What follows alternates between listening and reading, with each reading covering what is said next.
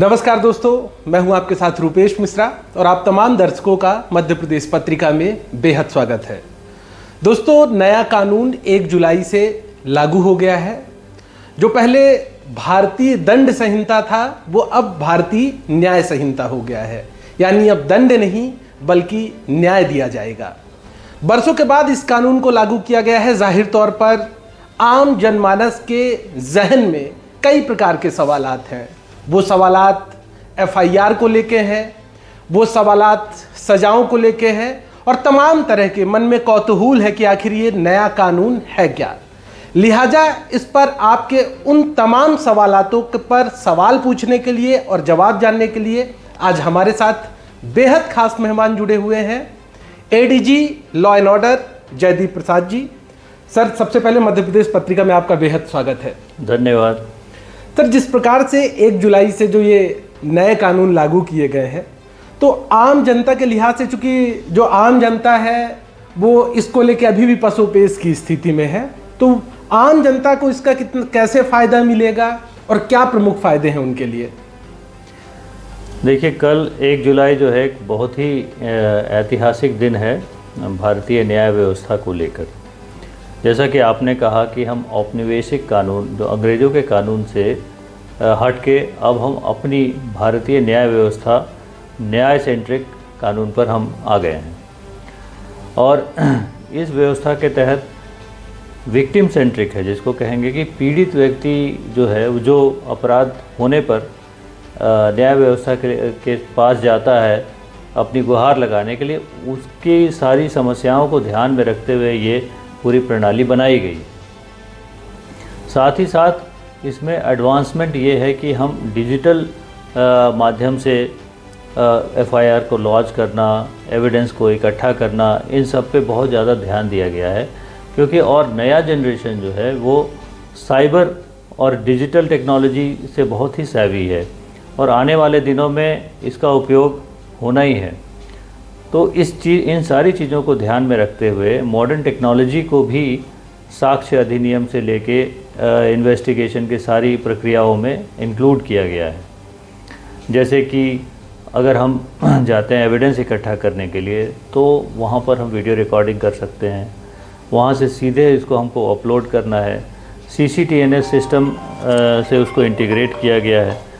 तो इन सारी चीज़ों को इसमें समाहित किया गया है।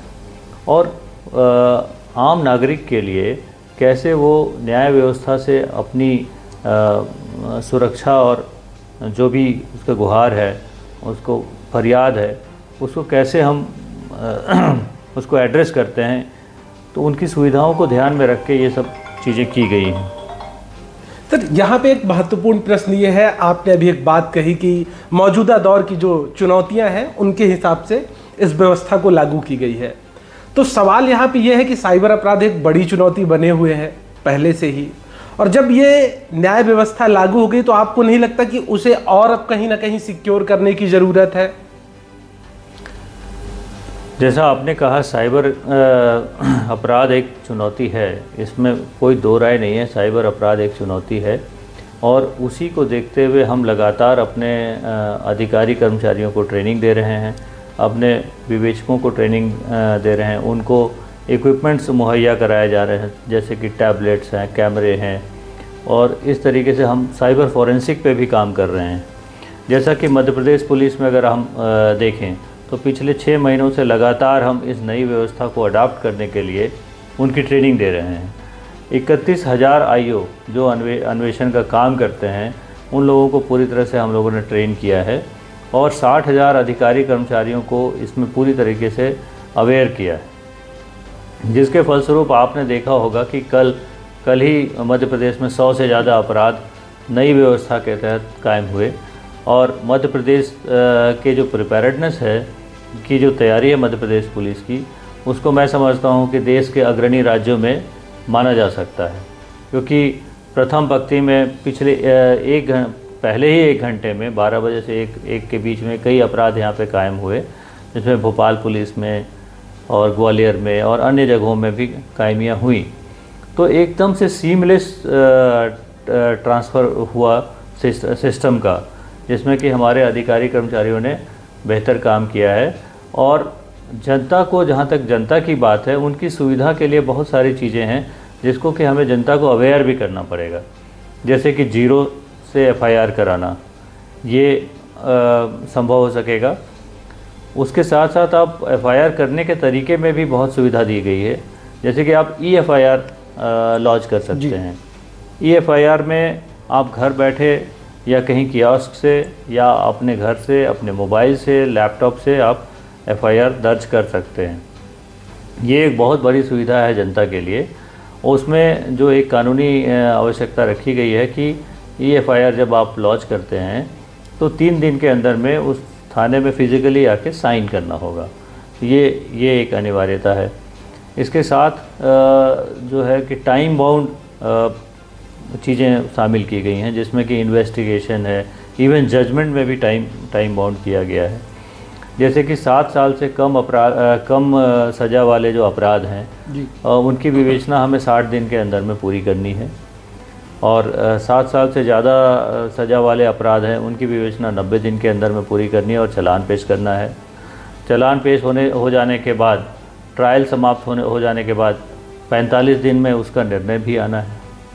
तो इस तरह की जो हम टाइम बाउंड अगर व्यवस्था करते हैं, उसमें न्याय व्यवस्था में ये होता है कि हम त्वरित न्याय मिलने की संभावना रहती है, और इस सिस्टम में त्वरित न्याय अगर मिलता है तो अपराधों में कमी होगी और जो फरियादी है, जो विक्टिम है, उसकी समस्याओं का निराकरण जल्दी हो सकेगा। सर, चूँकि यदि बात महिलाओं की जाए और बच्चों की जाए तो उनको किस प्रकार से अधिकार मिले हुए हैं, यदि मैं मोटा मोटा आपसे समझना चाहूँ? देखिए, महिलाओं और बच्चों में विशेष प्रावधान किए गए हैं, अलग से उसमें अध्याय जोड़ा गया है। उसमें तो ये भी है कि जहाँ पे अगर कोई बच्ची नहीं आ सकती है थाने में, या कोई डिफरेंटली एबल्ड हैं चाइल्ड या महिलाएं, तो उनके पास जाके भी हम एफआईआर ले सकते हैं, ये भी प्रावधान किया गया है। और उनके पास बाकी जो प्रावधान तो वो हैं ही हैं, ई एफआईआर कर सकते हैं, 0 में एफआईआर करा सकते हैं। ये बड़े सुविधाएं हैं जो कि महिलाओं और बच्चों को सुविधा देंगी। यहाँ पर एक बड़ा प्रश्न ये है कि जब एआई जैसी तकनीक आ गई हो, एआई टूल्स आ गए हो, तो ऐसे वक्त में आपने बोला कि जब महिलाओं से जुड़े जो जब जघन्य अपराध होंगे उनमें वीडियोग्राफी की जाएगी, तो वो वीडियोग्राफी बिल्कुल साफ है, इस बात को कैसे पुख्ता किया जाएगा? पहला सवाल। दूसरा सवाल, अभी भी हमारी police 3G network, 4G network पे काम करती है, तो हम उन्हें इक्विपमेंट्स कैसे और कितनी तादाद में मुहैया कर पाएंगे? क्योंकि एक थाने में यदि 3 प्रकरण आ गए तो वहाँ पे फिर 3 इक्विपमेंट उन्हें चाहिए होंगे। जी बिल्कुल, आपने सही फरमाया है। तो हम लोगों ने इक्विपमेंट्स प्रदाय किए हैं और आगे भी इसको प्रदाय जल्दी से जल्दी कराया जाएगा। ये प्रक्रिया सतत जारी रहेगी। और जहाँ तक डेवलपमेंट की बात आप करते हैं, एआई का डेवलपमेंट होगा और टेक्नोलॉजिकल डेवलपमेंट आने वाले दिनों में और भी होगा, तो उन सब के लिए हमको ट्रेनिंग देने की आवश्यकता पड़ेगी और आगे भी हम इसके लिए तैयार रहेंगे। अभी जैसे हमारी तैयारी है, तो उस तैयारी के अनुसार मैंने देखा कि मध्य प्रदेश पुलिस पूरी तरह से तैयार है कि इन सारे इन्वेस्टिगेशंस को डिजिटली एविडेंस कलेक्ट कर सकते हैं और CCTNS सिस्टम में उसको अपलोड कर सकते हैं। सर, यहाँ पे एक प्रश्न ये भी है कि जो अभी तक प्रकरण चल रहे थे, जिनके अभी तक मामले हैं, या 1 जुलाई से पहले जिनकी FIR हुई है, तो उन पे पुलिस कैसे इन्वेस्टिगेशन करेगी, कैसे कार्रवाई करेगी ऐसे मामलों पे? नहीं, उसमें जो पुराने जो नियम हैं, जो 1 जुलाई से पहले के हैं, वो उन्हीं नियम के तहत कायमी होगी और प्रोसीजर वही रहेगा। IPC CRPC का प्रोसीजर वही होगा। 1 जुलाई के बाद जो ऑफेंस कायम हो रहे हैं, उसमें हम BNS, BNSS और BSA के तहत कार्रवाई करेंगे। सर, यहाँ पे बड़ा सवाल ये है कि जाहिर तौर पर एक बड़ा बदलाव है और बड़े बदलाव में कई चुनौतियां भी आती हैं, जिसका आपने बताया कि पिछले लंबे अरसे से तैयारियां चल रही थी। तो ये तैयारी कब से पुलिस महकमे ने शुरू कर दी थी? और आपने कल बताया था मास्टर ट्रेनर भी उनके लिए 300 करीब मास्टर ट्रेनर बनाए गए, तो ये मास्टर ट्रेनर कौन थे, कैसे इन्हें तैयार किया गया? देखिए, वैसे तो 1 साल से इसकी तैयारी चल रही थी, लेकिन 6 महीने से पूरी गति में तैयारियां शुरू हुई ट्रेनिंग की हमारे यहाँ। तो उसमें पहले तो हम लोगों ने इंस्पेक्टर सब इंस्पेक्टर्स को सेलेक्ट किया और यहाँ पे सेंट्रली भौरी एकेडमी में उनको उनकी ट्रेनिंग कराई और उनकी पुख्ता ट्रेनिंग होने के बाद उनको मास्टर ट्रेनर के रूप में नियुक्त किया गया। 302 जैसा आपने कहा, ये 302 हमने मास्टर ट्रेनर बनाए और इन मास्टर ट्रेनर्स को अलग अलग ज़िलों में भेजे गए। तो हमारे यहाँ 55 ज़िले हैं, 55 ज़िलों में सभी मास्टर ट्रेनर्स गए। वहाँ पे उन्होंने फिर मास्टर ट्रेनर्स विदिन ज़िले तैयार किए, जो कि थाने लेवल पे और सब डिवीज़न लेवल पे आईओज़ को तैयार किया, उनको ट्रेन किया, उनको सभी बारीकियां बताई और जो बदलाव हुआ है आईपीसी में, सीआरपीसी में, उसके लिए अलग अलग तकनीक से उनको ये मुहैया कराया गया कि कन्वर्शन कैसे हो सकता है। जैसे कि 420 की धारा अब 318 बीएनएस में आ जाएगी, तो उसके लिए हम लोगों ने रेडी रेकनर दिए उनको। संकलन ऐप जो एनसीआरबी, जो सेंटर की एजेंसी है हमारी, एनसीआरबी ने जो जारी किया है, संकलन ऐप हम लोगों ने सभी अधिकारी कर्मचारियों को और आईओज़ के मोबाइल में अपलोड करा दिया। तो उससे आप तुरंत कन्वर्शन आप देख सकते हैं। उसके अलावा भी बहुत सारे इनोवेटिव तरीके निकाले गए। थानों में क्विज कराए गए हैं, थानों में तख्तियाँ लगा दी गई, जो वैसी धाराएं जो बहुत ज़्यादा यूज़ में आती हैं एवरीडे रूटीन में, तो उनके लिए ताकि उनको रटवा दिया जाए, तो उन्होंने काफ़ी कुछ सीख ली हैं और अपने मोबाइल के ऐप में भी डाल लिया है और अपने पास रेडी रेकनर के रूप में भी रखा हुआ है। अगर आम जनता को जागरूक करना सबसे ज़्यादा ज़रूरी है ऐसे मामलों में, तो उनको कैसे जागरूक किया जाएगा, इसको लेके क्या प्लानिंग है? देखिए, जैसा कि कल आपने देखा होगा, बहुत ही उत्सव के माहौल के रूप में इसको देखा गया। हमारे सभी थानों में कहीं रंगोली बनाई गई, कहीं पे ढोल धमाके के साथ इसका स्वागत किया गया। जनप्रतिनिधियों को, बुद्धिजीवियों को और आम जनता को भी उसमें शामिल किया गया और बातचीत के दौरान और उनसे क्विज वगैरह कराकर उनको अवेयर करने की कोशिश की जा रही है लगातार। मीडिया के माध्यम से, प्रिंट मीडिया और इलेक्ट्रॉनिक मीडिया के माध्यम से भी हम अप्रोच कर रहे हैं और आगे भी आप लोग का सहयोग चाहिए, जिससे कि हम जनता को उसमें अवेयर करेंगे। आपने देखा होगा कि कई प्रिंट मीडिया में कई पेपर्स ने उसको स्तंभ के रूप में लिया है और एवरीडे कुछ न कुछ धाराओं के बारे में बता रहे हैं, कुछ लोग उसको क्विज के रूप में प्रस्तुत कर रहे हैं।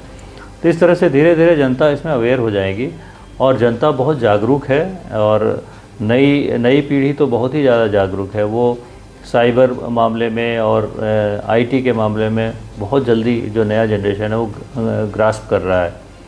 तो इस तरीके से मैं समझता हूँ कि जल्दी ही जनता को जागरूक किया जा सकता है और जनता के ही सहयोग के लिए और उनके बेनिफिट के लिए ये किया गया है।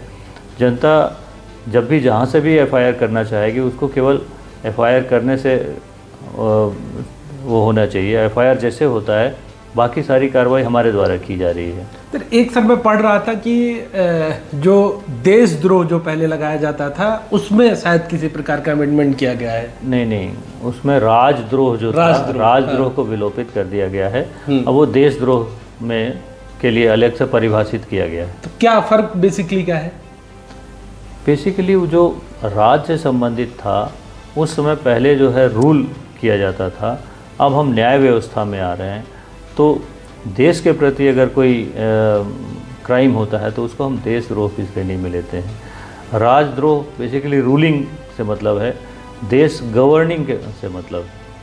सर, दंड और न्याय, मतलब इन दोनों में क्या बेसिकली डिफरेंस क्यों किया गया? दंड की जगह यहाँ भी वही जो सेंटिमेंट है औपनिवेशिक है। दंड मतलब दंड देना है और न्याय मतलब गवर्न करना है हमको। प्रजातंत्र में, जो डेमोक्रेसी में जो इसको गवर्न करते हैं, तो वहाँ पे न्याय व्यवस्था होनी चाहिए। दंड व्यवस्था सुनने में ही ऐसा लगता है कि किसी को रूल करना है। सर, पत्रिका के पाठकों से आप नए कानून को लेकर क्या अपील करना चाहेंगे? पत्रिका बहुत ही संजीदा पत्र है, पेपर है, जो कि काफ़ी लोग इसको लाइक करते हैं, पढ़ते हैं। पत्रिका के पाठक से और पत्रिका से हमारा निवेदन है कि लगातार इस तरह के स्तंभ छापते रहें, लोगों को अवेयर करते रहें। आम जनता को आप अवेयर करेंगे तो इस पूरी न्याय व्यवस्था को लागू करने में हम जल्दी ही उसमें सफल हो पाएंगे, और जो इसमें मंशा है नई व्यवस्था के तहत, उसको सफलता के लिए जनता का अवेयरनेस बहुत ज़रूरी है। तो दोस्तों, सुना आपने ADG law and order Jaydeep Prasad ji जो बता रहे थे कि किस प्रकार से आम जनता को कैसे सुरक्षा मिली है और कैसे वो प्राथमिकी अब आसानी के साथ दर्ज करवा सकते हैं। तो लगातार आप नए कानून के बारे में पढ़ते रहिए, समझते रहिए, जानते रहिए, क्योंकि इससे आप सुरक्षित रहेंगे और ये आपके मूलभूत अधिकार हैं। नमस्कार।